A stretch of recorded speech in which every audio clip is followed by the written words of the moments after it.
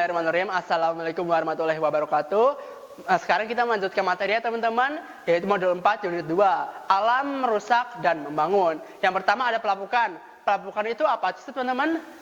Pelapukan adalah peristiwa hancurnya batuan dari gumpalan besar menjadi gumpalan kecil, sampai menjadi sangat halus. Pelapukan bisa terjadi secara mekanik, kimiawi, maupun secara organik. Proses pelapukan batuan membutuhkan waktu yang sangat lama. Nah, apa saja macam-macam pelapukan? Ada 3 teman-teman. Yang pertama pelapukan mekanik. Ada beberapa faktor yang menyebabkan pelapukan mekanik. Antara lain, yang pertama akibat perbedaan temperatur. Yang kedua akibat pengikisan di daerah pegunungan. Yang ketiga akibat insolasi di daerah gurun. Yang keempat akibat kegiatan makhluk hidup seperti hewan dan tumbuh-tumbuhan. Lalu yang kelima akibat perubahan air garam menjadi kristal. Lalu yang B ada pelapukan kimiawi. Pelapukan kimiawi adalah proses pelapukan batuan yang disertai dengan perubahan susunan unsur kimia batuan yang lapuk. Terdapat 4 proses yang termasuk pada pelapukan kimia, yaitu hidrasi, hidrolisa, dan oksidasi. Lalu karbonasi. Lalu yang C ada pelapukan organik. Pelapukan organik bisa disebut sebagai pelapukan biologis, yaitu pelapukan batuan yang disebabkan oleh makhluk hidup atau organisme. Lalu ada yang kedua, faktor-faktor yang mempengaruhi pelapukan. Faktor-faktor yang mempengaruhi pelapukan. Ada 4 faktor yang mempengaruhi terjadinya pelapukan batuan, yaitu sebagai berikut. Yang pertama ada keadaan struktur batuan. Struktur batuan adalah sifat-sifat fisik dan sifat kimia yang dimiliki oleh batuan. Batuan yang mudah lapuk, misalnya batuan lempeng atau batuan sedimen, sedangkan batuan yang susah lapuk, misalnya batuan beku. Lalu yang B ada keadaan topografi. Topografi muka bumi juga ikut mempengaruhi proses terjadinya pelapukan batuan. Batuan yang berada pada lereng yang curam cenderung akan mudah melapuk dibandingkan dengan batuan yang berada di tempat yang landai. Yang C ada cuaca dan iklim. Unsur cuaca dan iklim mempengaruhi proses pelapukan adalah suhu udara, curah hujan, sinar matahari, angin, dan lain-lain. Lalu yang D ada keadaan vegetasi. Vegetasi atau tumbuh-tumbuhan juga akan mempengaruhi proses pelapukan, sebab akar-akar tumbuhan tersebut dapat menembus celah-celah batuan. Lalu yang B ada erosi atau pengikisan. Erosi itu apa sih teman-teman? Pernahkah kamu menyaksikan pinggiran sungai yang tergerus oleh aliran air?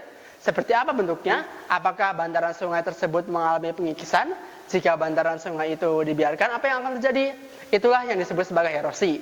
Erosi adalah proses pelepasan dan pemindahan massa batuan secara alami dari satu tempat ke tempat lainnya oleh suatu tenaga yang bergerak di atas permukaan bumi. Erosi dibedakan menjadi 4, yaitu yang pertama ablasi. Ablasi ada erosi yang disebabkan oleh air yang mengalir. Air yang mengalir menimbulkan banyak gesekan terhadap tanah yang dilaluinya. Lalu yang kedua ada abrasi. Abrasi yaitu erosi yang disebabkan oleh air laut. Tinggi rendahnya abrasi dipengaruhi oleh besar kecilnya kekuatan gelombang. Yang ketiga ada eksarasi. Eksarasi yaitu erosi yang disebabkan oleh hasil pengerjaan es. Lalu yang keempat ada deflasi. Deflasi yaitu erosi yang disebabkan oleh tenaga angin, karena kekuatan angin hanya mampu menerbangkan pasir dan debu dengan ukuran kecil, maka deflasi tidak sanggup mengangkut material dalam jumlah yang besar. Lalu yang C ada sedimentasi. Sedimentasi itu apa sih teman-teman? Sedimentasi adalah pengendapan material hasil dari pengikisan dan pelapukan oleh air, angin, ataupun dasar ke suatu wilayah yang kemudian diendapkan. Semua batuan hasil pelapukan dan pengikisan yang diendapkan lama-kelamaan akan menjadi batuan sedimen atau batuan endapan. Berikut adalah ciri bentang lahan akibat proses pengendapan berdasarkan tenaga pengangkutnya.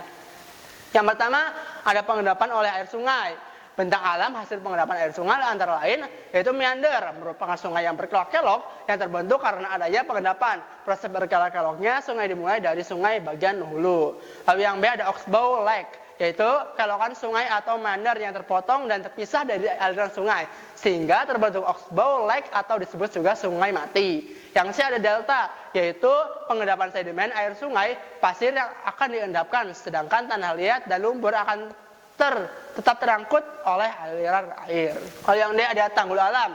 Terjadi apabila volume air meningkat secara tepat, terjadi banjir dan air meluap hingga ke tepi sungai. Saat air surut, bahan-bahan terbawa oleh air sungai akan diendapkan ke tepi sungai. Akibatnya terbentuk suatu timbunan material di tepi sungai. Bentang alam itu disebut sebagai tanggul sungai. Yang kedua ada pengendapan oleh air laut. Hasil pengendapan oleh air laut disebut sedimen marine. Bentang alam hasil pengendapan air laut antara lain pesisir, spit, tombolo, dan penghalang pantai. Yang ketiga ada pengendapan oleh angin. Sedimen hasil pengendapan oleh angin disebut sedimen aeolis. Benda alam hasil pengendapan oleh angin dapat berupa bukit, pesisir atau stand dune, dan lain-lain. Yang keempat ada pengendapan oleh gletser.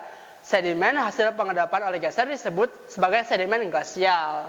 Baik, terima kasih. Itu saja yang bisa saya sampaikan. Terima kasih sudah menyimak. Wabillahi taufiq wal hidayah. Wassalamualaikum warahmatullahi wabarakatuh.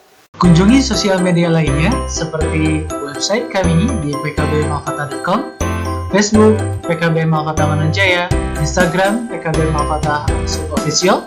Dan terima kasih telah klik video ini. Jangan lupa like, comment, share, and subscribe untuk menunjukkan dukungan kamu terhadap channel ini. Enjoy the video, PKB Malkata.